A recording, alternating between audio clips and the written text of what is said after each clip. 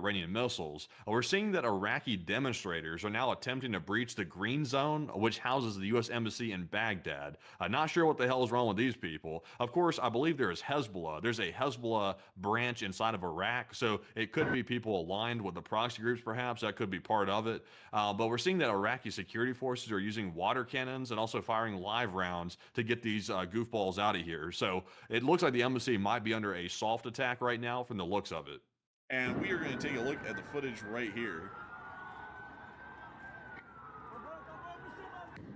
And we see them apparently storming the green zone at the moment, which appears to be showing that there is some sort of significant support for Iran inside of Iraq against the United States and the Israeli actions that are currently ongoing right now. We can also hear what appears to be maybe some sort of crowd control fire, mostly with non-lethal rounds or flashbangs. I think somebody got hit with a beanbag. I heard somebody over there with a distinctive little as the beanbag. You know, that always indicates a beanbag because someone's always getting pretty hurt by one of those things. Not killed, but very much hurt. So it does appear that right now we are seeing that apparently there is a significant demonstration happening at the Green Zone. We do understand that I believe it's an Iraqi mechanized brigade, actually was deployed around the area of the Green Zone. So we believe that they're the ones conducting the crowd control at the moment against this group, which is a fairly interesting situation to watch unfold. I don't really know what to make of that at the moment. I suppose that there's a lot of people in Iraq who support Iran. I guess they forgot what Iran did to their forefathers back in the 80s when Saddam was the leader of Iraq. I suppose they just don't really remember that one. But, you know, oh well. I guess it is what it is, right? But anyways, we can see I'll just put that down as a situation at the Green Zone. Also, out of the way, we have seen that some of the more OSENT channels have done some more geolocation. It looks like Phytux and GeoConfirmed have been working on this. We've gotten a geolocation on the exact spot of the U.S. airbase that was hit in Iraq. It looks like, I'm trying to do a quick look at this. It looks like they also identified the runway on the left. They also identified 2 different support buildings as well to make this geolocation work. So that is the runway that we're looking at. That strip that I asked you about earlier, that apparently is the runway that we were looking at. So it looks like the aircraft maintenance shelters were the ones that were struck, and that's currently what's on fire. And we're seeing black smoke, which indicates there could be some type of fuel that's burning as well. So maybe they hit like a possible aircraft aviation fuel tank, maybe on the side of one of those shelters possibly. But that appears to be what they hit. And that does appear to be incredibly close to our initial geolocations. It's just a little bit, and I mean a little bit south of the helipads. It appears to be in these maintenance support facilities like Matthew was mentioning just a moment ago that have apparently been directly hit by the Iranian strike. We would hope that the U.S. forces that were at this facility was manned and operational at the time of the strike, are hopefully safe and uninjured as a result of these strikes, but we'll have to hopefully get further developments out to give us more promising news out of the area of Erbil at this moment. If we see a medical evacuation helicopter anywhere on ADSB transponder around northern Iraq, we'll be able to assume at that point that there will be, unfortunately, U.S. casualties from the strike at Erbil, and we would hope then at that point that there will not be any fatalities as a result of the casualties in the strikes on Erbil. However, it does seem as though at the moment we are still continuing to get further information at this time from more developments that are happening within the region, which I'm going to be trying to get you all to here really quickly. And sorry if I took a minute to stutter right there, folks. We have been running streams for basically all day, every day for the past 2 days, so it is getting exhausting. But we were going to keep pulling through. We were able to hear that a U.S. E-4B Doomsday plane is airborne, apparently flying towards Washington, D.C. The nuclear bombers are not flying. The nuclear bombers are flying. Red alert, take your battle stations. Red alert, sir, red alert. It's nothing it's nothing major. It's nothing major. The E4 Doomsday planes are always up in the air. I do have to let you all know that there is at least one up in the air all the time. And this is a little bit of an unusual flight path, but it's not showing us that there's going to be a nuclear Armageddon coming anytime soon. Just to make that clear to everyone, you're not going to die because this plane is in the air. One of them is in the air 24/7, basically. So do not worry, folks. It'll be fine. We also can see that a larger amount of KC-135s, the ones that we were tracking over Europe, did arrive at Tel Aviv a little bit earlier, and we can already see that there is another large swath of them, which I'll show you all right here really quickly, this large line of them that is currently also flying on down, and we believe towards Tel Aviv or somewhere else similar to that area at the moment right now. We've also been able to see that there are protesters chanting within Iran that they want revenge, and apparently they're demanding that the IRGC takes this revenge on the United States of America and the state of Israel for the active strike seen right now.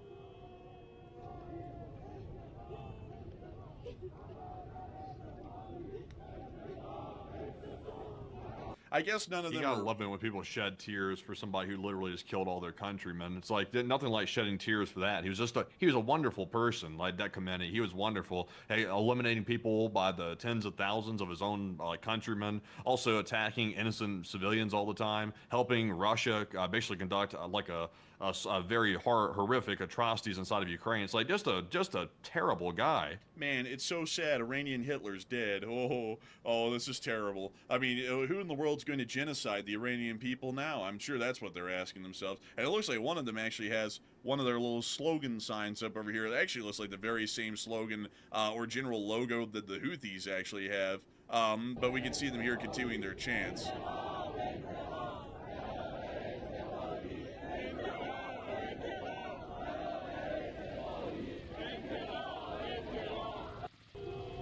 That's the end of the clip right there, but still showing that at least the Iranian government is trying to get some of their people more into action. And it actually appears that we were able to get footage here, folks, that the United States Army actually used the HIMARS, and particularly the ATACMS missile, against the Islamic Republic of Iran in some prior strikes that were apparently conducted against Iran, and we would assume that this footage was filmed somewhere within Iraq. So, here's the footage of a U.S. HIMARS firing an ATACMS missile at the Islamic Republic of Iran. You see the launch of the ATACMS right there, and it is on its way.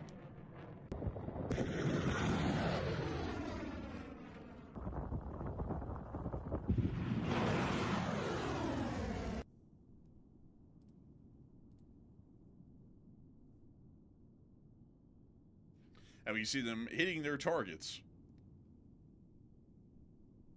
pretty successfully, I don't mind. You can also see the laser designator right there. Look at that. That's really neat. That is something. I'm trying to figure out where the hell is this major missile attack that Iran's supposed to be launching right now, because they had said that, I think at this point, I think it's been about 45 minutes to an hour. Let me go check and see what the time frame is on that, because they were saying they were going to start it shortly, this whole situation. Let's see. So they said that roughly an hour ago, roughly around 7. So, I mean, it's been about an hour and a half to 2 hours. We haven't seen anything yet. So I'm not sure what the Iranians are doing over there, but they have blasted it across so many different sources that they're going to start attacking with the attacks they've never seen before on Israel, the United States, etc. So we know that they're doing something. They're counterattacking. It's clear that they're doing that, but we're just waiting to see what this is going to look like, because apparently they're planning on doing it right now. They're not planning on waiting a day. They're planning on going ahead and pulling this thing off. So we're waiting to see what that looks like.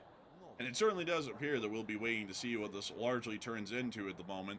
And I got to say that the situation is a fairly interesting one at the minimum that we are seeing right now inside of the Islamic Republic of Iran. And it does appear that significant military actions are soon to follow, at least by the Islamic Republic of Iran, according to their own claims, against U.S. forces within the Middle East and also the state of Israel as well. Currently, they've claimed that they are looking for the absolute destruction of all U.S. forces within the Middle East and also the destruction of the state of Israel. A fairly lofty goal, I actually will add. That's pretty high. You know, all U.S. forces in the Middle East amounts to about a third of the U.S. Navy and a quarter of the Air Force at a minimum.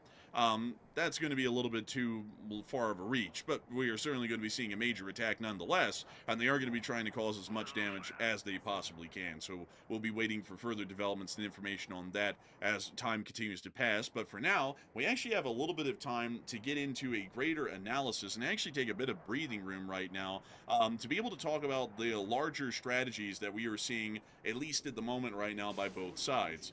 The United States of America and Israel seem to be going still for decapitation attacks against key military structures and also top government officials.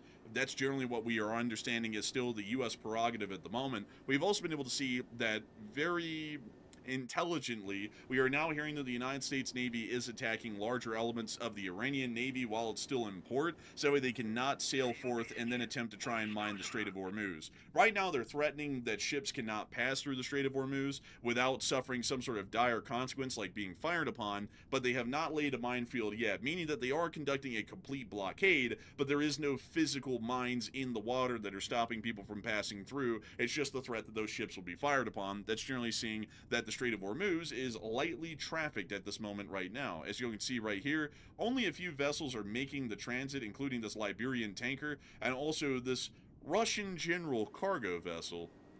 A little interesting right there. We can also see that this Panamanian general cargo vessel and also this Iranian crude oil tanker appear to be around the area as well, but I'm sure many of y'all will know, obviously the Iranian crude oil tanker is going to be in the Strait of Hormuz. They're not threatening to stop their own ships. It's just everyone else's. So we do understand that that is the current situation within the Strait of Hormuz at the moment, and so the United States Navy is trying to destroy the Iranian Navy before they can lay a minefield and truly, completely block the Strait of Hormuz. We've also seen that suppression of enemy air defense operations have been ongoing, and it does appear that there's been a decent amount of losses of Iranian air defense systems, and the United States and Israel have actually been able to achieve air superiority over the large majority of the populated regions of the Islamic Republic of Iran. With that in mind, however, we have not seen that air supremacy has been achieved just yet, and it also does appear that some of the transport-erector launchers within western Iran are still surviving and operational. The Israelis have hit a decent number of them, as video footage has shown us, but there is still a larger number of them out there that are still capable of firing missiles from the Islamic Republic of Iran and towards U.S. forces and also Israeli forces throughout the entirety of the region. This gives us an idea that the Iranians are also trying to go for overwhelming superior firepower doctrine, as generally in a modern air engagement, it's not really the quality of a missile that makes it through an air defense, it's actually the number of missiles that one has that makes it through an air defense system. So the Iranians are currently working on mass saturation of fire tactics to try and overwhelm the United States, Israel, and Gulf allies, and meanwhile the United States and Israel are still working on key decapitation attacks and precision strikes on critical systems and military equipment. And right now we actually have more breaking news coming out at this moment. And Matthew, what do we got? Okay, so Israel is currently updating their target list. There's a brand new target that has just reached the list, for Israel, that is. We're learning that the Iranian country has appointed a new commander-in-chief of the Islamic Revolutionary Guard Corps, the IRGC, Brigadier General Ahmad Vahidi. So I would assume that he was likely probably the underboss, under command of the guy who just got taken out. This is probably simply a promotion to this position, I would imagine. He's probably already in line for it, is what I'm trying to say. So this is the new guy. I don't know much about this guy. I have heard of his name before, but I don't know much about his temperament. I don't know much about his past or anything like that. So really can't provide much detail about this guy. But I don't think his tenure is going to be very long in this position. I have a feeling that Israel, since they are conducting active airstrikes on Iran, and specifically they're targeting the top leadership, which this guy just literally filled that role, I think this fella right here might be in some deep trouble. So he's taking command for whatever it's worth, and he's apparently going to be the one moving forward. I have to say that it is quite an honor to hear that he will be joining the others in martyrdom here within the next few days. He has been selected to be the sacrifice to the Israeli Air Force, apparently, so we'll be waiting to see when he gets hit, because at this point, I think they're going to be hitting everyone from him all the way down to the lowly privates when they finally get more so promoted to be the leader of whatever is left of the IRGC. So it does appear that Ahmad Vahidi is now the leader, the commander-in-chief of the Islamic Revolutionary Guard Corps. What a high honor. Can you see a little bit of like a biographical research into this guy? Not that it's really going to matter that much, but I'm just kind of curious. Is this guy, is he known for anything, or is he simply an underling that got promoted? So let me see here. He is a commander, let's see. In December 2025, he was appointed the Deputy Commander-in-Chief of the IRGC. He previously served as the Iranian Minister of Interior from 2021 to 2024, and is currently a member of the Expediency Discernment Council. Interpol has issued a red notice for his arrest in connection with the 1994 AMIA bombing in Buenos Aires, Argentina. In 1988, he was appointed commander of the extraterritorial special forces of Iran's Islamic Revolutionary Guard Corps, the Quds Force, which specializes in unconventional warfare and military intelligence operations. He was the Minister of Defense under Mahmoud Ahmadinejad from the 3rd of September of 2009 to the 15th of August of 2013, and he was also the president of the Supreme National Defense University from 2016 to 2021. Vahidi is sanctioned by the United States and the European Union for alleged involvement in terrorism and nuclear proliferation. So this guy's got a pretty big rap sheet. Interesting. Excuse me, by the way, goodness, getting a little choked up there. But we also have a little piece of news here I do want to address real quick. I've been alerted by a couple of different viewers that apparently there are a few possible incidences happening across the country on highways. I'm currently getting word about 2 hours ago that there was a mass casualty incident apparently in Ohio. It sounds like there was a major semi crash involving multiple cars. Some people are speculating, by the way, that maybe this was something involving Iran. I don't see any evidence of that whatsoever. So this appears to be just a normal crashes. Of course, crashes happen all the time in the United States. It's nothing new. And also semi-crashes, that's also quite a normal thing. So I don't see any evidence to show that this is something that's coordinated or intentional by any means whatsoever. It appears to be just an accident. So just wanted to lay those rumors to rest real quick. I'm seeing some people say in the chat. I think it's just an unfortunate accident. And it does appear that it's most likely an unfortunate accident. I mean, as far as terrorist attacks go, causing a multi-car pileup happens almost daily on U.S. interstates and motorways. So generally, that would be a high unlikelihood that would happen. I mean, just to put it in perspective for y'all, around 40,000 U.S. citizens die yearly in auto-related fatalities or vehicle-related fatalities. So hearing about a multi-car pileup, especially in the middle of winter, probably in some more significant weather in Ohio, doesn't really give us any sort of indication at the moment that there's some sort of terrorist activity afoot that created that current situation. So we will be waiting to get further information on that, but it's highly likely not a terrorist attack. I do see some people talking about, let's see, also, someone said Lima is a dangerous place even without what's going on, so that kind of gives us the answer. We also have more breaking news coming out at the moment. Okay, so we do have some more breaking news right now. So we have two different stories. I'm going to start with, we have a Navy story out of Bandar Abbas, by the way, and we also have some more information about chaos happening in Baghdad right now with the U.S. Embassy. Let's jump into the Baghdad story first, because I think that one's a little bit more pertinent. The other one's more about analysis. We'll get into that in just a minute. We're seeing the chaos is getting worse near the U.S. Embassy in Baghdad. It looks like pro-Iran regime protesters are attempting to breach the green zone. We did see that earlier, but it looks like they're getting a little bit more active with their attempts to get in. We're also seeing someone has commandeered, it looks like, a front loader, and they might be using that to try to get in. So we might be seeing the very beginning of a crisis situation at the Baghdad U.S. Embassy.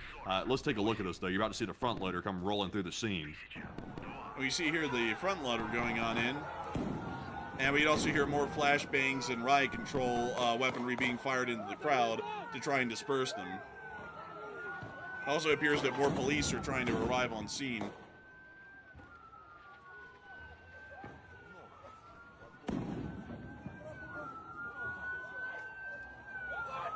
We do not know what happened to the front loader. It just kind of disappeared at some point in the clip and appears to have gone up towards the fray.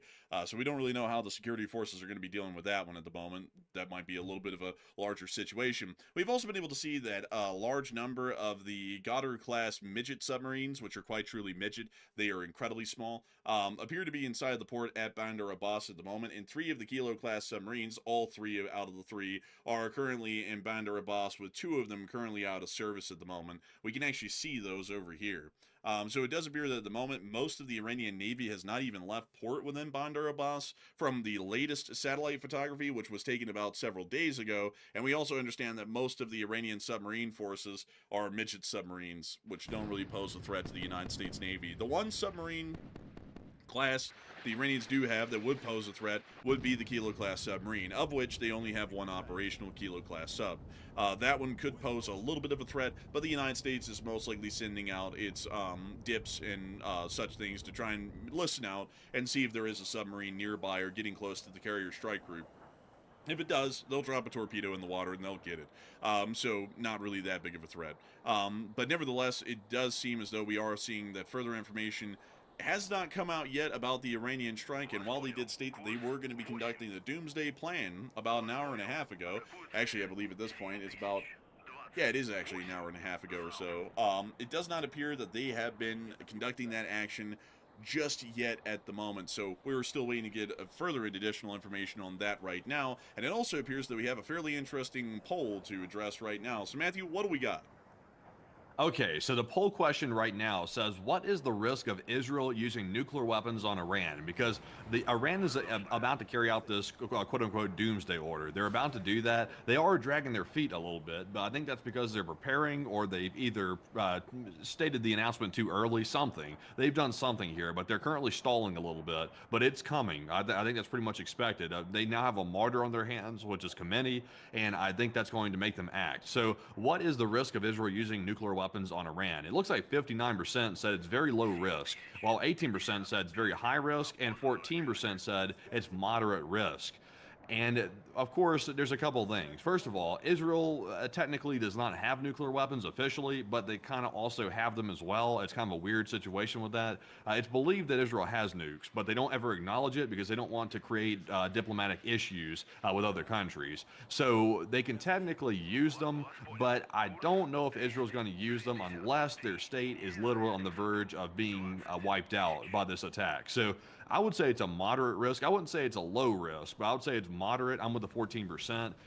Israel does consider it to be a very, very, very potent situation. I'm trying to find a polite way to word this, but they find it to be a very potent situation. They feel a little bit trigger happy to really teach Iran a lesson. So that's why I'm saying it's not a low risk, but it's not a high risk either. But Enforcer, what say you? And I see a lot of people finding absolute outrage at Matthew saying they don't have them, but they have them, but he's right. Or technically, Israel doesn't have nuclear weapons. They've never conducted a test that we've been able to confirm is a Israeli nuclear weapons test. There was one that happened inside of the Southern Pacific way back in the 60s. We believe it was an Israeli nuclear weapons test, but nobody's ever been able to put it on them. And additionally, they have never officially announced that they have nuclear weapons, at least publicly, and that they're willing to use them. Both of those things would generally be required for a country to be recognized as a nuclear power, and those two things have never been done by the Israelis, which gives us an idea that they are not a nuclear power, at least publicly. However, we do know that they have nuclear weapons. That's basically a poorly kept secret that they are nuclear armed. And so, for that reason, officially, for all nations around the world that are concerned, they're not a nuclear armed country, but in reality, they definitely are a nuclear armed country. However, the use of a nuclear weapon against the Islamic Republic of Iran is highly unlikely. And while we have heard that some people in the past have stated that the Israelis have threatened to use nuclear weapons, the reality of using a nuclear weapon for Israeli is two-pronged. If they use a nuclear weapon, for one, that's generally opening up Pandora's box for nuclear escalation around the entirety of the globe in theaters that don't even concern Israel. Secondly, there is also the significant risk that the Israelis are then going to have a significant international response, considering that countries like the United Kingdom and France, generally, and really the entirety of the European Union, generally view nuclear proliferation as a fairly bad sort of an outcome. And so they might start to conduct heavy sanctions against the state of Israel, and we may see that would largely cut off Israel from the most of the outside world, including Russia and China, which they keep somewhat neutral relations with, and that would generally lead them with the United States being a slightly indifferent partner to them, but wouldn't really see them in a great situation, at least in terms of foreign policy. So Israel using a nuclear weapon is fairly unlikely, and to be entirely honest with y'all, the Iranians and the damage that they would even be able to oppose and the attack that's about to come up, I have a feeling that's not going to be significant enough that it will pose an existential threat to the Israeli state to where they could justify the use of some form of nuclear weaponry in the defense of the sovereignty or existence of their state in an existential crisis. So I'd have to be entirely honest with y'all, I do not think that that is going to be the case anytime soon, and I think that even if it did get close to an existential crisis for Israel, they still probably wouldn't use it because they would know the repercussions internationally of using a nuclear weapon, which would then see them recognized as a nuclear armed power, and one in violation of standing international nuclear treaties. So with that, I hope that does address that the best I can. So let's jump back real quick to our Iraq U.S. Embassy story in Baghdad. We are getting a separate video showing a different angle of that front loader going into the scene. It appears to be that front loader is under the command of possibly the protesters, it looks like. I don't think it's under the command of anybody associated with the embassy, as far as I'm aware. So it appeared to make its way into the green zone. I'm not sure if obviously they can't stop a front loader unless they have something to actually get in the way of it. A person can't just stand in front of it and stop it. That thing will mow somebody down. It's obviously a huge vehicle. So I think that thing might be within the perimeter or at the perimeter of the embassy, possibly. So we're trying to get an update about this front loader situation because the people will have a hard time breaking in, but the front loader might try to bust its way in because it's such a big vehicle. And we see that the thing generally bust its way right into what appears to be a blockade in front of it, and may have been able to break on through. Riot control measures were still being used against the crowd and the vehicle at the time the video ended. So it does appear that at the moment we are getting the general idea that the situation in the green zone in Baghdad is a fairly complicated one and a fairly difficult one at a minimum. So we are currently still tracking that situation right now. And outside of that, we are still waiting, actually, interestingly enough, for that Iranian attack to happen. The IRGC did claim they were going to be conducting... Oh. It started. It started right now. So the Iranians have just started. We believe this is their doomsday attack. We believe this is what this is.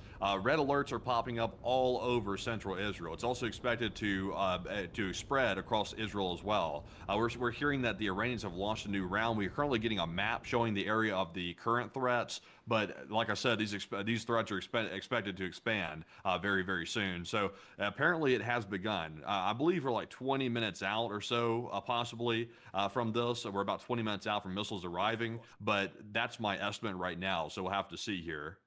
And it does appear that at the moment we have been able to confirm that as of 4 minutes ago, a new round of Iranian ballistic missiles has been fired, and we've also seen a significant air raid zone within Israel, which includes not only the larger parts of Tel Aviv, Ashdod, and also, I believe, Ashkelon along the coastline, and even Netanya. We also see that it includes significant settlements within the area of the West Bank, which is technically a part of the Palestinian region. So it does appear that at the moment there is a significant aerial threat that is being posed to the largest population centers within Israel, and we are now hearing that shelter-in-place orders have been given.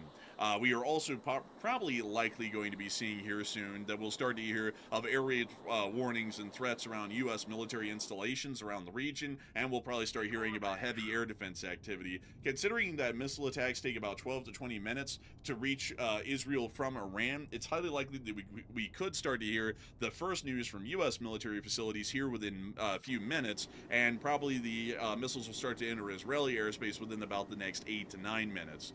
We'll be waiting for that information while we are live on air, but we can generally understand that the combined air forces of Israel, the United States, Jordan, the Royal Air Force, and possibly others are currently within the air right now over Iraq, Jordan, and Syria, attempting to conduct air interdiction against these missiles if it is at all possible, and any drones that may have been fired by Iran. We've actually seen, interestingly enough, that the Iranians have not used as many drones this time in their attacks as they did the last time in large swarms. Yeah, also, by the way, let me introduce you to a new tool that I use on the side to get keep track of all the alerts on Israel. We're not sponsored, by the way. I'm just simply shouting them out to Andrew to help him out. And also, on top of that, if y'all want to use it too, it's pretty handy. I use it. Punch in Tzafar Red Alert. There's a website for it. They also have an app too. That generally shows you the red alerts across Israel. Right now, they're currently populating the red alerts that are taking place right now in central Israel, and it looks like those alerts are rapidly growing as we're looking at right now. So there should be a map there that's popping up that you should be able to see all the red alerts currently active. And these appear to be all of the red alerts that are currently active right now, so we can confirm that the larger area of central Israel is under an air raid alert, and we do believe that that's going to be extending significantly here to Tel Aviv in a very close moments. So we are currently watching the situation once again developing, and it does appear that the air raid alerts are continuing to spread at this moment. We'll be keeping an eye on central Israel right now and seeing how much farther these air raids begin to spread. It is only going to be minutes away from Iranian missiles entering the airspace of the state of Israel, and we are currently awaiting that information. Right now, those missiles are highly likely over western Iraq or getting close to the Jordanian border around the halfway point, and that also means that U.S. air defenses and also Israeli air defenses at this point would be getting just about inside of range to be able to fire at them.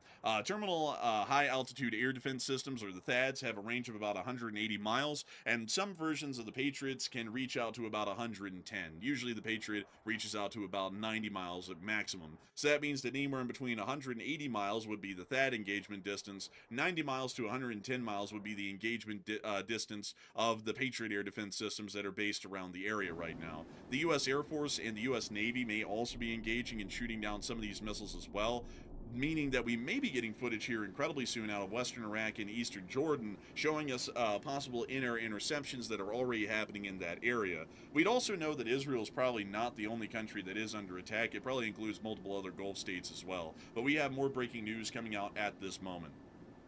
Okay, so we have a few pieces of breaking news, but number one, though, I want to tell you all that it looks like the red alerts have definitely spread. This is a very large attack that's about to take place. Currently, central Israel, Tel Aviv, Jerusalem, the West Bank, we're seeing a lot of Israel lit up with red alerts right now. So the major population centers are about to be under threat as of right now, as of 7 minutes ago. We are hearing that in addition to that, all the Gulf countries are apparently also under attack once again that we're seeing here. So this is a big attack. So this actually might be that quote-unquote doomsday one that they were talking about. If we'll find out here in just a minute. It'll be about 20 minutes and we'll find out. We're also seeing as well that Iran is not escaping the wrath of the United States. At the same time, we're seeing that several U.S. airstrikes have hit Zahedan, Iran, or Zahedan, a city about 20 miles from the border with Pakistan. And of course, Pakistan is an active war zone right now with the Afghan situation as well. So the whole situation is a war zone. Like everywhere in the whole place is a war zone right now. So we're seeing Zahedan right there, as you can see on the picture. That's a new strike. It does appear that we are confirming new strikes within Zahedan within eastern Iran at the moment. This is about 20 kilometers away from the Iranian-Pakistani border, and it is showing that U.S. airstrikes are not even missing any moment of opportunity, even if they are incredibly close to a border area like the town of Zahedan. This also would lead us to believe that there is some sort of military facility within Zahedan that they have attempted to target and destroy, and if we were to take a look around, we might be able to find that here, but we won't really be able to. Oh, it is an Army rotary aviation element, which we can see right here. It appears to house some Mi-17s, possibly even some CH-53s or Mi-17s, some AH-1 Cobras, and other sorts of aircraft along those lines. It appears that those have been directly hit and knocked out, which might be indicating that the U.S. is about to be doing something else, but we'll have to wait and see on that one. I can't really say that on air. Also, by the way, I don't mean to, stretch y'all's attention between two major conflicts, but just a quick note on the side real quick. Bagram Air Base has been airstruck by Pakistan. Bagram's come under a massive aerial bombardment by the Pakistani military. So we're not going to jump into that coverage right now. We're going to save that for later. But just to let y'all know, though, the notorious Bagram that was abandoned by the U.S. Military a long time ago and notoriously left behind a bunch of equipment that the Taliban got their hands on, that air base is currently under attack right now. But outside of that, though, back to our Iran situation, I am hearing some interesting rumors on something, and unfortunately, I want you to take a look at this, by the way, and sort of assess what you think about it. I have my thoughts, but let's get your assessment. Also, let's get the audience's assessment as well. We are hearing a rumor that allegedly, and I say take this with a grain of salt, a U.S. Navy submarine might have sank an Iranian ship with a torpedo. We're hearing some rumors that maybe the Iranian Navy sortied a Kilo-class diesel-electric submarine towards the Abraham Lincoln Carrier Strike Group, and a U.S. Navy attack submarine might have sank it. But, enforcer, what's the reality of that? Is it even possible? Is that crazy or what? That's actually wildly interesting. And let's see here. So, according to our original post, we're going to mention the names here. Tim on Point made the statement that there was rumors of a submarine torpedo strike on an Iranian ship. And the question was, how long has it been since the last time a submarine got to do something other than launch cruise missiles? Harold Finchton added that a U.S. Navy SSN sank an Iranian ship with a torpedo, and then added that this strongly suggested the Iranian Navy sortied a Kilo-class diesel-electric sub towards the Lincoln, and then the U.S. Navy attack submarine sank the Kilo-class sub. This is somewhat likely, but it's a little bit out there because generally sub on sub action, at least in warfare, is actually a little bit rare, and generally a submarine wouldn't be used on sub action unless there was just some wildly clear confidence that there was no real counter response, and the U.S. submarine firing off a torpedo wouldn't give away its location, which generally is supposed to be concealed as much as it possibly can be. There's a lot of ways that this could have gone. The U.S. Submarine may have actually torpedoed a Russian, well, actually not a Russian, but an Iranian vessel that was near to the area of Chabahar port and was attempting to flee. And that MQ-4 Triton, which was conducting orbits around the area, apparently was able to either spot that for the sub, or the sub spotted it and then fired off a Mark 48 torpedo at it. There is also a likelihood, folks, that the story may not be entirely accurate, and that a torpedo strike was conducted on something. If we were to assume, like Harold Finch is assuming, that it was a Kilo-class submarine, it may even be likely that the U.S. dropped a Mark 48 on it from a onboard helicopter on one of the destroyer escorts of the Abraham Lincoln, because there are a couple of helicopters. Let me see if I can show you this. Let's see the sonar dip. Let me see if I can show you all this right here really quickly and give you a little bit of an idea of what this thing is. So this is probably a decent kind of an illustration of what a sonar dip looks like. So every single Arleigh Burke class destroyer has about 1 or 2 Seahawks on board it, and it's particularly for submarine patrol operations. The surface ships do have sonars on them, but these little sonar buoys, or what they call the dip, can be dropped by the MH-60 Seahawks on board in Arleigh Burke, and they can go around dozens of miles away in a large search pattern from the destroyer and just continuously drop this dip in the water over and over, listening out through the aquaphone that you can see there for the sound of a submarine. If the diesel motors of a Kilo-class submarine was on, they'd be able to easily hear it, but it would have to be surfaced or snorkeling to be able to do that, meaning it's very close to the surface.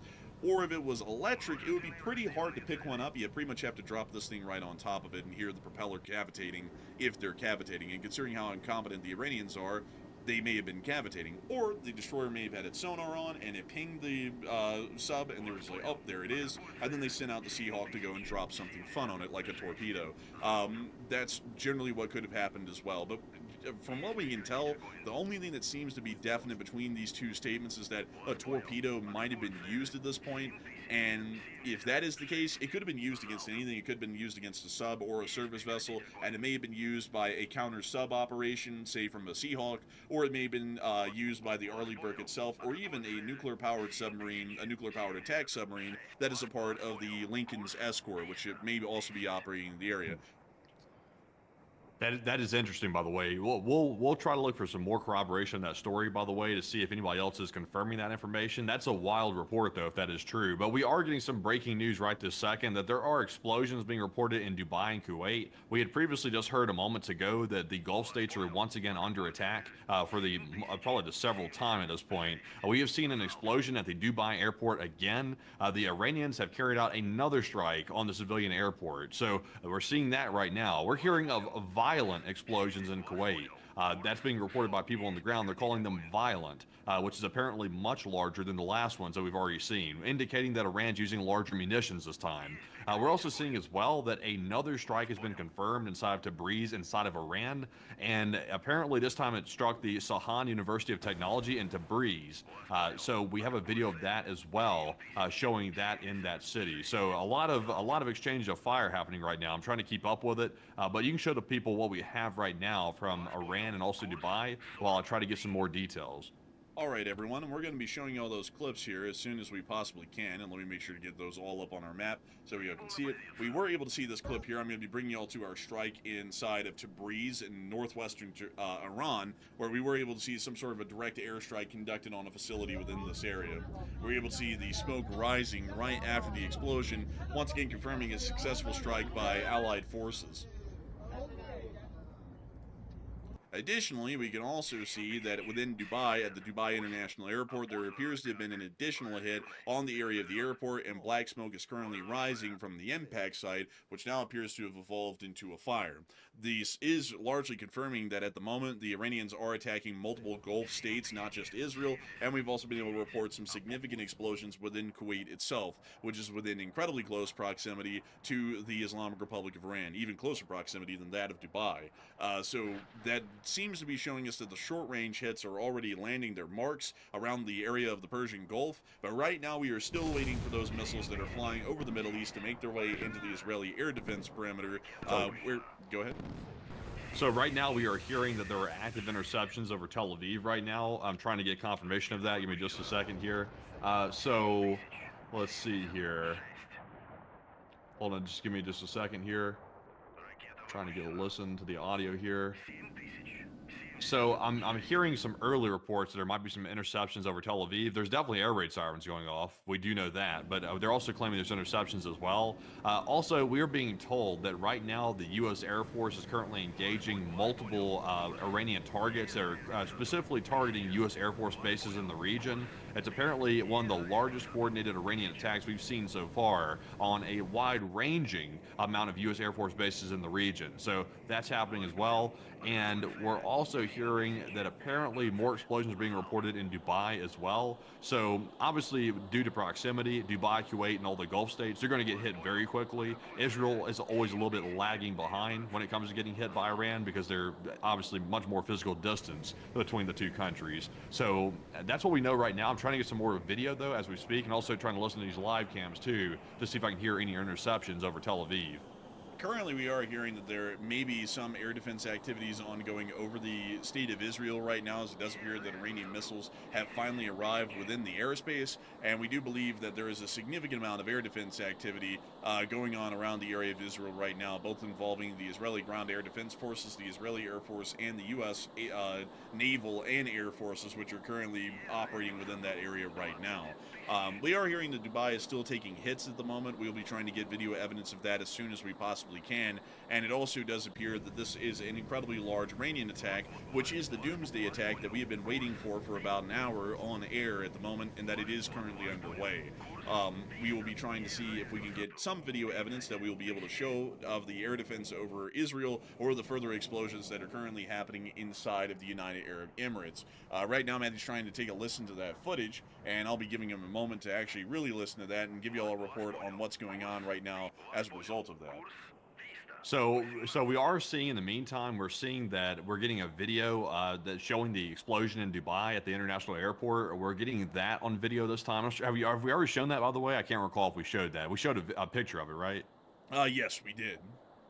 So we have the video showing the thing now. Not much else to see in the video, to be honest. It's just showing you the actual fire and the smoke actually pluming and things like that. So we are seeing that on a video. So far, we're still waiting to see what is happening inside of Israel. We're waiting to see that right now. Also, let's see here. Hold on a second. So I'm getting word here that apparently Iran's judiciary is confirming that U.S. and Israeli strikes killed IRGC Commander General Mohammed Pakpour, but I believe we already knew that he was deceased. I think that's why we have that promotion that we recently saw of this new guy to that position. So I think that's already old news right there on that one. But we do have that new video. You can show people of the Dubai if you want. And let's take a look at that video from Dubai. And here is the explosion and smoke rising from the area of the city of Dubai.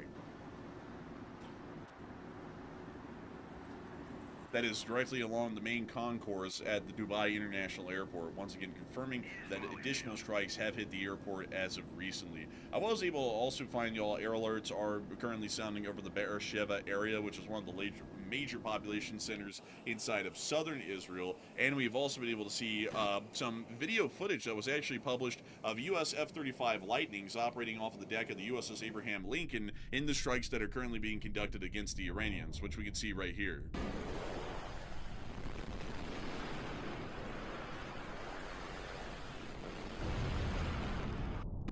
And in this clip, we can actually see, for one, the F-35 does not have any external hardpoints, so it's carrying a fairly limited amount of munitions. And we can also see on the F-18 that it appears to be carrying it appears to be 500-pound JDAMs, or laser-guided bombs, and a couple of AIM-120s and a couple of AIM-9s, but a fairly light loadout, most likely showing that it's going on a light strike operation into Iran when it was being launched in this clip right here. We are hearing that Tel Aviv is under attack at the moment. Matthew, what do we got on that? Okay, so I'm currently hearing the sirens are going off nonstop across Tel Aviv right now. I've not heard interceptions yet, but we are hearing the sirens sounding across the entire city right now. So we're expecting interceptions to be imminent any second now. I'll let you know when I hear some start to explode. But so it sounds like some of the sirens are turning off possibly. Let's see here. I haven't seen any interceptions yet, so it's possible that maybe some of the Israeli Air Force aircraft have intercepted some of those missiles outside of Israeli airspace. That's possible as well. It sounds like the sirens have just turned off as of right now. It could be they only run for a certain amount of time. That could be it, or it could be that possibly they've eliminated the threat. We're not really sure, but we're waiting to see if there's any interceptions over Tel Aviv right now. Some people are saying that Jerusalem's also got something going on. I think that's also a target of this current attack that we're seeing right now. So we will wait to see if we get some interception videos out of either one of these places as of right now. I am hearing confirmation in the chat that apparently the sirens have been turned off for the most part. Not sure if that means the risk is over, but we are seeing right now that apparently the sirens are at least shutting off temporarily, but not really sure what that means right now.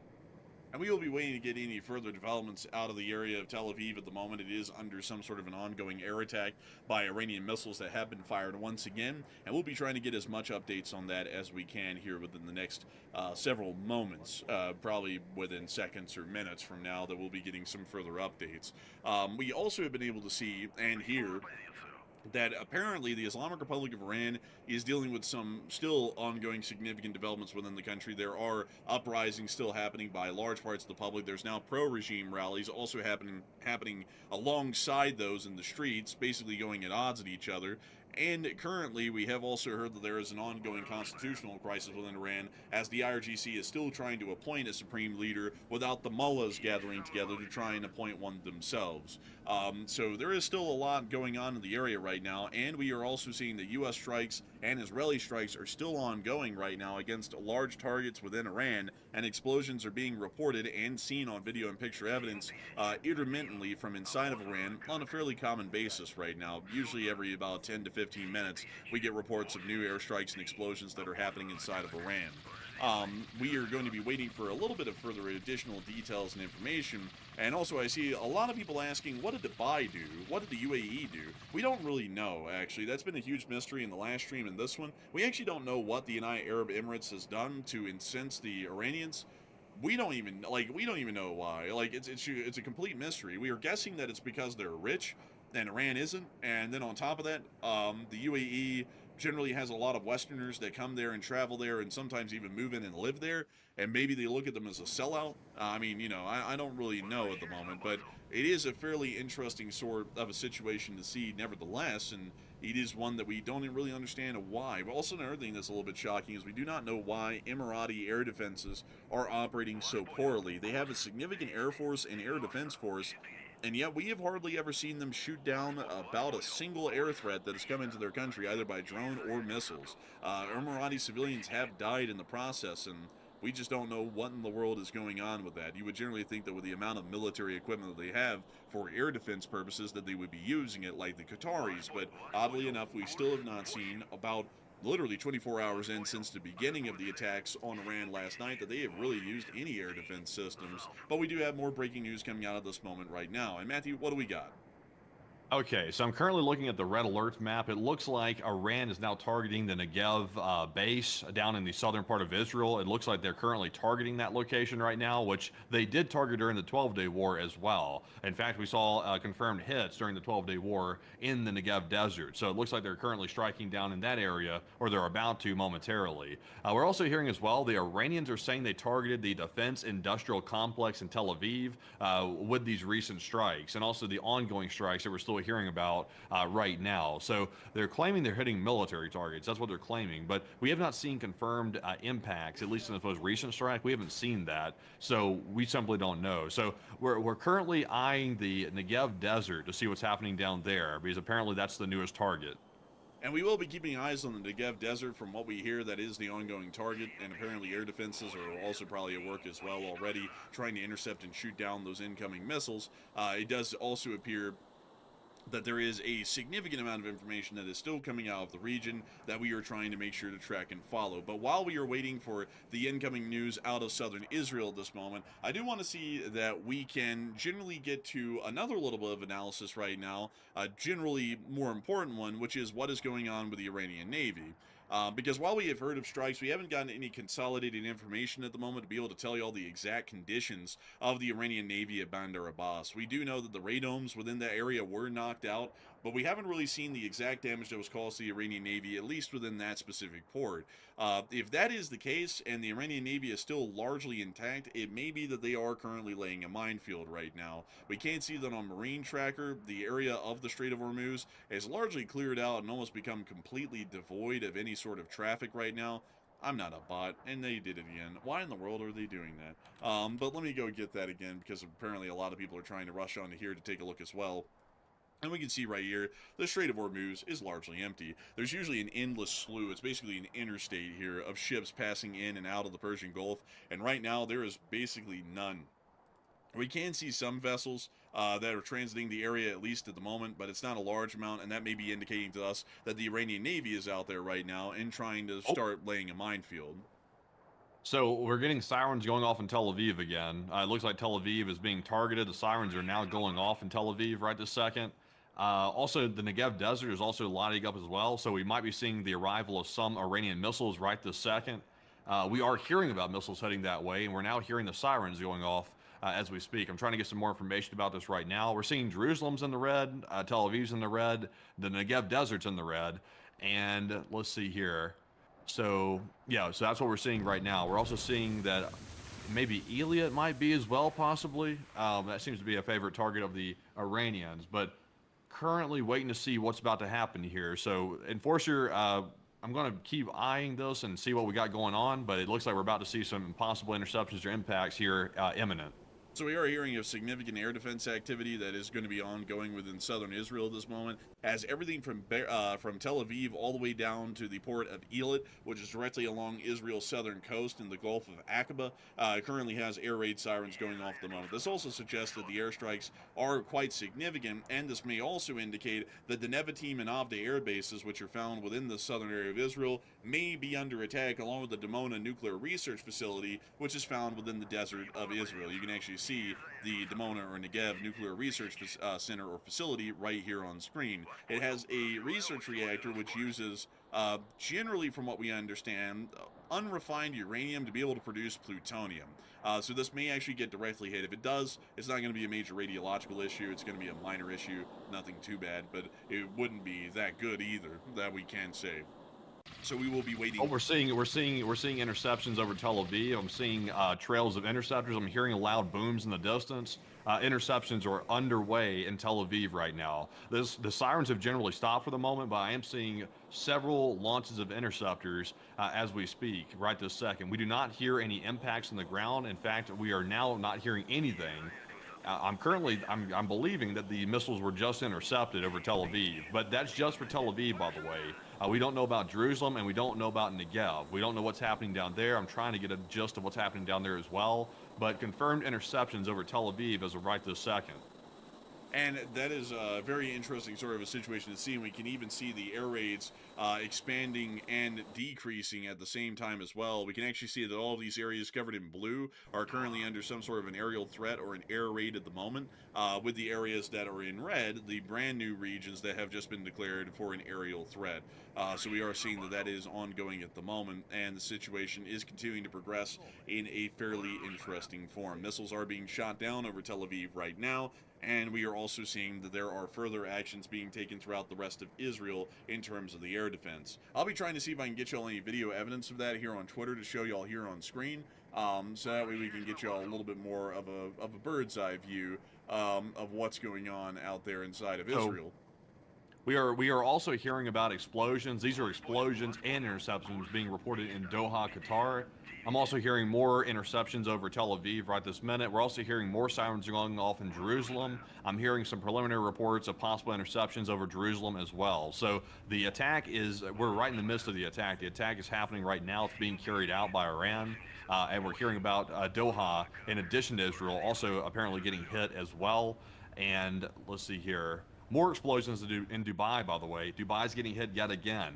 There's also confirmed explosions on the ground in Dubai. So we got a. Let's see here. Well, I'm hearing some more booms in the distance. Let's see what that is. Uh, yeah, we're hearing. I'm hearing more booms in the distance in Tel Aviv right now. So it's definitely going down right this second. So I have not seen confirmed impacts in Tel Aviv. I see a lot of interceptions. So it looks like generally the Iron Dome's holding up pretty well inside of this area, at least for right now. And it does appear that at the moment we are definitely seeing that there are some significant air defense actions and explosions happening throughout the entirety of the region. Once again, we are hearing of explosions inside of Qatar, and we actually were able to see that there was air defense action that had just recently happened over Kuwait minutes ago. And to make sure that we are getting this correct here, and it does appear that this would still be the case, it is still generally the break of daylight over there inside of the country. I actually forgot that we had already gone through the nighttime earlier on when we were running the last stream. Whoopsie daisy. But it is daylight over there, so we were able to confirm that this is recent footage, actually showing a Shahed 136 that was shot down over Kuwait. Here's the clip. I actually see the drone spiraling in a ball of flame after it was directly hit and shot down, and then landing into the desert right outside of the roadway that they're filming from. We now hear the thud and the impact, and we can also see the fuel continuing to burn the wreckage. That's the end of that clip, but at least showing us some minimal air defense activity that was conducted over Kuwait. We've also been able to hear this very interesting analysis from Space Koala, which I do have to say is probably one of the most succinct descriptions of the brand new and high-tech Chinese radars that have been provided to Venezuela and Iran that are supposed to be able to pick up stealth missiles. According to Space Koala, China's anti-stealth radar detects the presence of stealth aircraft by exploding, thus alerting defenders that a stealth aircraft is definitely in the area. And I would have to say that that's probably the best description of this radar that we have ever seen, because both Venezuela and Iran had these radars, which China claims is able to pick up stealth aircraft easily and can easily identify F-22s and F-35s. Yet we have never seen that this radar has ever helped anyone out in actually seeing F-22s or F-35s when they're in their airspace. As a matter of fact, we've only seen these things get blown up. There was actually 2 of these that were blown up in Venezuela, and it now appears that we're hearing that some of these may have been blown up within Iran just recently, possibly even within the opening of the strike. So I do have to say, a big shout out to Space Koala here. They definitely do detect stealth aircraft by exploding, which does indicate that at a minimum, stealth aircraft are somewhere nearby. They don't know where, but that's Indeed. good enough. Also, by the way, I can't go into too many details about this because we don't want to violate YouTube's terms of service and stuff like that. But we're hearing that Iran is making very unwise threats against the United States and also people involved with the United States. They're making very unwise threats right now. We are hearing about that. Apparently, it's from an Iranian state TV. They're getting so worked up about the death of Khamenei that they're currently making very stupid statements right now. So we could see an escalation here, perhaps very soon, that the U.S. president orders on Iran because of these threats that Iran's currently making. That might be a probable sort of cause and effect here, because it seems like the Iranians are starting to get a little bit mouthy when it comes to these statements and threats that they're currently making. I can't go into too much detail, by the way, for obvious reasons, but I think y'all get the picture. Can also, Matthew, can you put that under our likes tab so I can take a look at that really quickly? Yeah, just make sure you don't even reference this on the stream, by the way. Yeah, I just want to make sure that I'm apprised of the situation as well, so that we can get an idea of the threats being issued. Oh, well, I mean, that, you know what, I don't even know why I had to ask. That was what I was thinking it was. That's exactly what it is. It does appear that there is some very significant threats that they're currently lobbing right now. I can't get into the details of what kind of threats they're issuing that might be against YouTube's terms of service, but I can tell you all that they are fairly grave threats and ones that would pose a significant threat to national security. That's one thing that I can say at a minimum, but further details than that might be against YouTube's terms of service. So we will be waiting to see what comes as a result of that. We do understand that the Secret Service is already increasing its security around key installations and facilities as a part of the branch of the executive of the U.S. government. But outside of that, we are currently not seeing any further developments, at least at the moment, regarding those claims. So we do have some new developments, though. Tel Aviv's gone silent for the moment. I don't hear the sirens in Tel Aviv any longer, but we are seeing confirmed direct impacts in Bahrain. Bahrain's been getting hit pretty hard recently. We're seeing another direct impact as of right now. We heard of major explosions in Doha, also Qatar, and Bahrain. There's the picture of Bahrain right here on the screen, by the way. We also heard of violent explosions in Kuwait. I've not gotten any visual evidence of the Kuwaiti explosions yet. But we are also hearing that Iran state media has just announced as of 50 seconds ago that they've launched the sixth wave of True Promise 4, and that's what we're currently seeing right now. This is apparently the sixth wave of True Promise 4 that's currently been launched with confirmed strikes and interceptions in Qatar, Bahrain, Israel, Kuwait, and the UAE. So we're hearing that part of the reason why they're currently targeting the Gulf states so hard is because they know that generally the Gulf states are not going to respond to these attacks, so they can generally attack and use them like a punching bag. And for whatever reason, the Gulf states aren't responding, and Iran apparently knows that, and that's why they're also ramping up their attacks on those states, because it's basically an easy target that's not going to fight back. So that's apparently why they're doing it.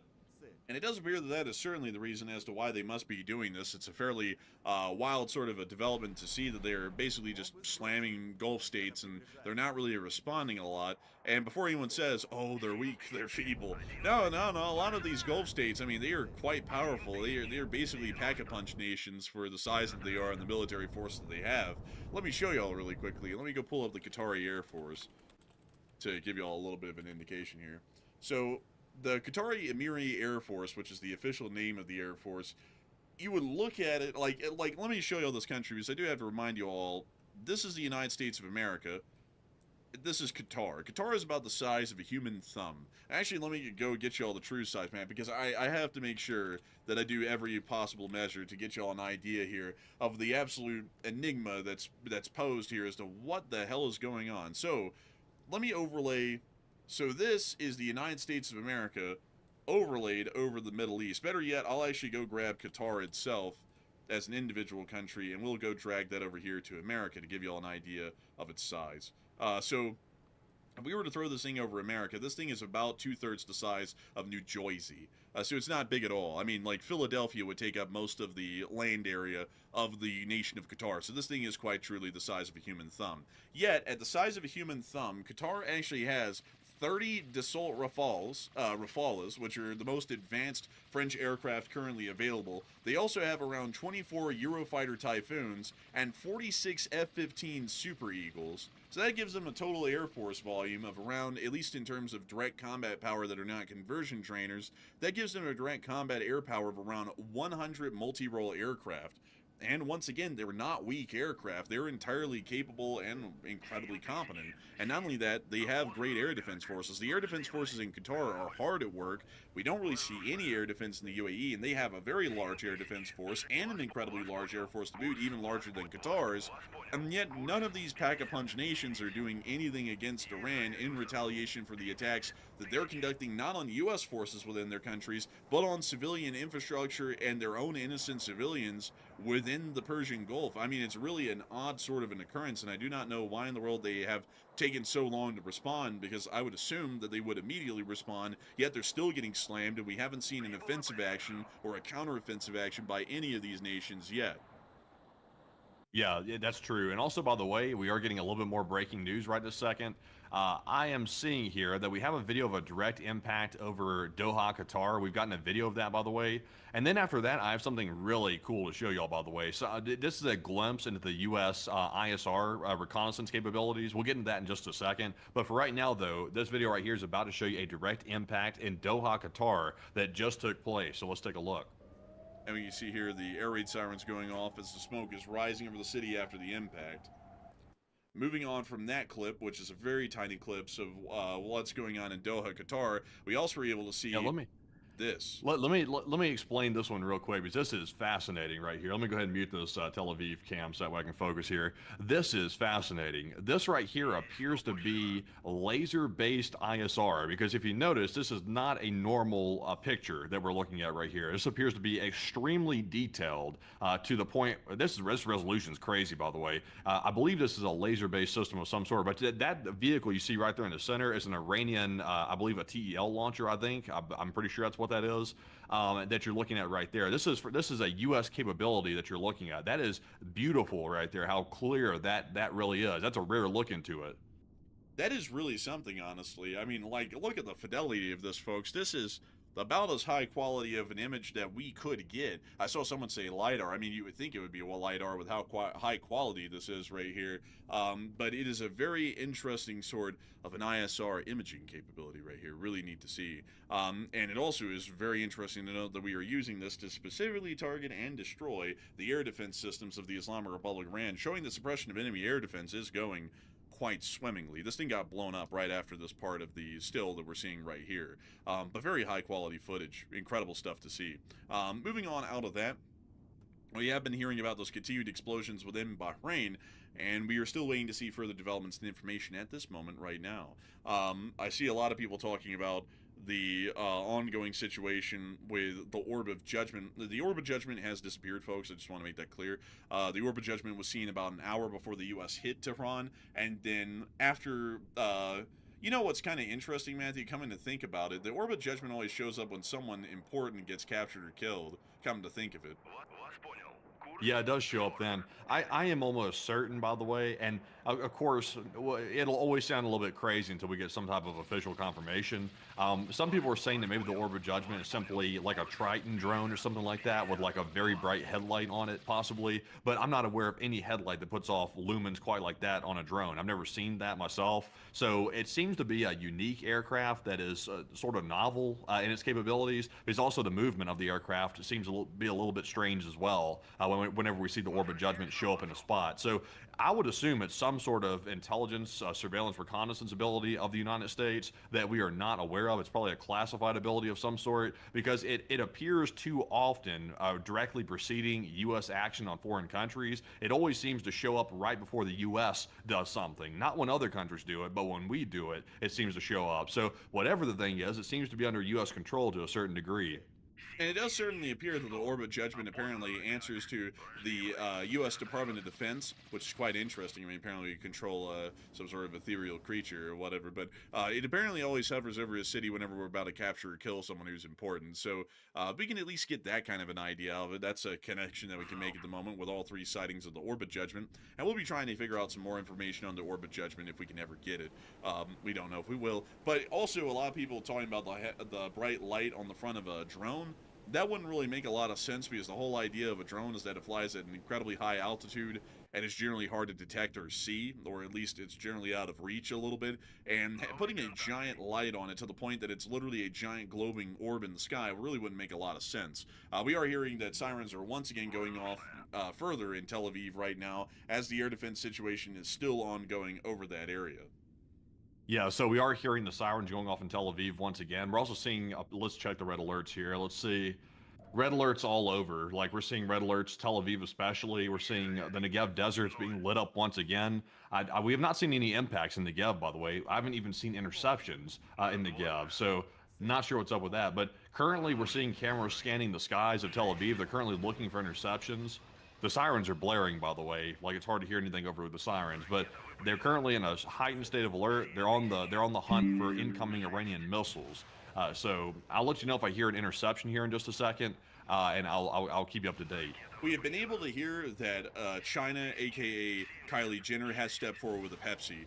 We are now hearing that they are urging everyone for an immediate ceasefire, and can we all just get along and have a bottle of Pepsi? Y'all probably all remember the commercial I'm talking about. But beyond that, it appears that this is now the Chinese response. So for everyone who was saying, oh my God, the Chinese are going to come in and they're going to curb stomp everyone, well, now that's the Chinese response. They're just asking for a ceasefire. This is literally actually the same response that they gave to the war in Ukraine, and look how little that did. So it seems as though the Chinese have already made it clear their willpower to really help out the Iranians is non-existent, and the best effort that they're going to make is go, please stop everyone, and that's going to be it. So we already knew that that was coming. The Russians will probably make a comment tomorrow going, the West is escalating only further, and then they'll leave it at that, because they've made that claim about 900 times in 4 years, and they never do anything about it. They don't have a way to do anything about it. That's really the larger thing of the two, is that they don't have the support facilities that we have. I mean, if they wanted to fight us in the Middle East, where do they fly their jets out of? Where in the world do they fuel up and rearm their ships? Where in the world do they drop off their soldiers? There's literally no one in the Middle East that would do that for China, so they really can't even come out here and help anyone or do anything for that matter, unless they wanted to get obliterated trying to make it to an Iranian port right now in the middle of a war. So their responses are well measured because they know, analysis wise, there's literally no way to help the Iranians from their end. But the air defense situation. Also, oh, I'm sorry. Go ahead. Oh I no, thought you were finished. go ahead, please, by all means. I was about to say, is I'm seeing a lot of people say, "What the hell are y'all talking about?" You say there's a bright orb over Iran. It was over Karaj, Iran, by the way. We cannot show the full video due to copyright reasons. We can show a photo though of the object in the sky. I've just reposted it, by the way. You can see it's a very bright object. Like zooming forward to it, where you can see it about right there. This was the object over Karaj. Right before the missile attacks took place last night, we saw this orb show up over Karaj. And this is not the first time we've seen it. We saw it allegedly in Venezuela, and we've seen it in other active conflict zones as well, where the U.S. is involved. So people are speculating that some type of reconnaissance ability, nobody knows, but this is the object that we're referring to when we say that. Now, the first time this thing showed up, it was during the 12-day war of last year in 2025, and it actually showed up glowing a bright red, according to eyewitnesses on the ground. Since then, we've never seen it show up in red again. It's always shown up as a solid white orb. This is not the moon, and this is not the sun, by the way, just to make that clear. This thing is just the orb, and we call it the Orb of Judgment. That was the name we gave it in the 12-day war, and it was pretty funny, and everyone got a kick out of it. So since then, it has been officially dubbed here on the channel the Orb of Judgment. We don't know what the thing is, really. I mean, like, we are taking our best pot shots at what this thing is, but you can tell, folks, that at a higher altitude there, and a good distance away from the camera, it still appears as an incredibly large orb of bright light.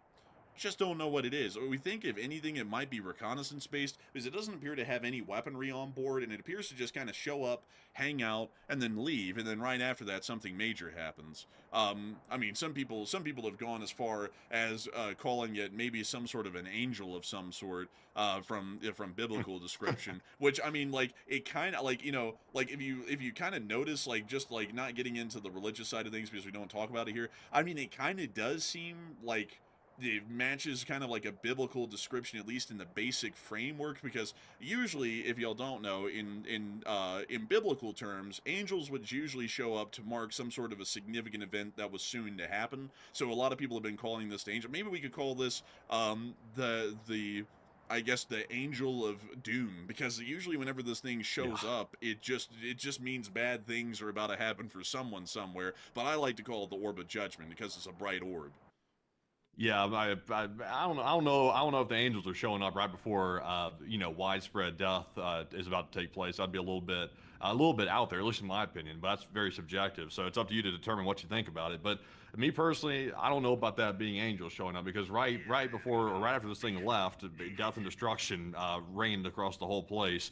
So that is a bit of a fascinating aspect to it. Also, by the way, some people are saying that this might be the discombobulator that the president keeps talking about over and over and over. We still do not know what the discombobulator actually is. Some people speculate it's a backpack, a mobile system that can be used. But, in Venezuela, there were not people on the ground with backpacks. There was helicopters flying over. And also, the Venezuelans claim that some other strange aircraft showed up right before the helicopter showed up, but we never got visual evidence of that. So there's always a whole bunch of mythology around the U.S. showing up, because we're just that damn good. When we show up, it's like Greek mythology's return to the earth or something. People start thinking all kinds of weird stuff starts happening just because they're so caught off guard by the fact our guys are so damn good. The truth of it is some sort of a U.S. military technology that hasn't been disclosed to the public. That's probably the truth of it, because the fact that it shows up before every U.S. military operation, but it doesn't show up any other time. Like, it doesn't show up when the Taliban-Pakistan war begins. It doesn't show up in Ukraine. Well, actually, I think this thing did show up in Ukraine at one point, but that was a long time ago. And we don't even know if that's the same thing. But anyways, it shows up all over the place when the U.S. is about to go do something, so it is probably a U.S. piece of equipment. It's just that we can't see it because it's so damn bright, so we can't really tell exactly what it is. But With that in mind, I hope we have been able to address the orb for those who may have been unknowing of the all-seeing orb and the orb of judgment in its all of its glory over Tehran. But we are going to be continuing to cover the developments that are happening right now. And also, by the way, Matthew, I do want to make sure that I say this. We will probably want to get towards answering questions here within about 20 minutes or so, because we don't want to overdo this stream, because we do have to wake up tomorrow and basically get back to doing this endlessly all day again tomorrow. So with that in mind, what do we have coming out right now? So I think, folks, I'm not sure. Hold on a second. Give me just a second here. Sirens are going off in Tel Aviv again. Currently watching, seeing here if there's an interception. The cameras appear to be tracking some moving object, so I think there might be an interception that's about to take place, or possibly an impact. So currently waiting to see what's happening with this in Tel Aviv. Generally speaking, so far, this attack has not gone as severe as Iran has claimed it was going to go. If this is allegedly the doomsday strike they were talking about, this is apparently nothing compared to what we thought it was going to be. So it could be it was a whole bunch of bullshit that they were putting out, that they were not really going to do much of anything. We haven't seen hypersonics being used yet, by the way, so Iran might be holding those back for right now, so there might be more to come. But for right now, though, damage is minimal inside of Israel. Also, the main damage is in the Gulf states, which are the ones that are generally kind of neutral to Iran. The ones taking the worst beating are Iran's friends. So kind of a bit of a strange situation with that. So currently waiting to see. I'm hearing the sirens still going off in Tel Aviv. Not really seeing any type of interceptions. I don't think we're going to see it. I'll let you know if I see it, though. But for right now, that's pretty much what's going on. So we might not be seeing much tonight. Iran might be holding back, and their doomsday attack might not be as much as they were trying to make it out to be. The Iranians claimed they were going to drop the 6th mixtape of True Promise. They dropped it. It was mid, and now we all move on. I mean, what a shame, really. The Iranians would love to talk all of this talk about how they can destroy U.S. carriers and how they can completely destroy U.S. and Israeli forces. Then it turns into an absolute abysmal failure. And people ought to kind of expect this from the U.S.'s enemies, because they always talk a lot of talk and they never follow through on any of it. I mean, even like the Chinese radars, they can't even pick up a stealth aircraft, much less a normal one. From what we can tell, all of it's basically just straight up BS. But with that in mind,